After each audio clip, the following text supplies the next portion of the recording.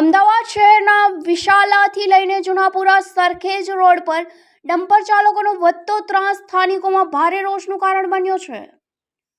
સ્થાનિક લોકોના કહેવા મુજબ ઘણા ડમ્પર ચાલક વગર પરમિટે અને બેફામ ઝડપે દિવસ દરમિયાન અવરજવર કરે છે, જેના કારણે અવારનવાર અકસ્માતની ઘટનાઓમાં વધારો થઈ રહ્યો છે।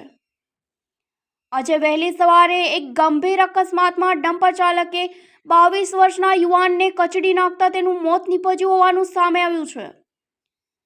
ઘટનાને લઈને વિસ્તારમાં શોક અને આક્રોશનો માહોલ જોવા મળી રહ્યો છે।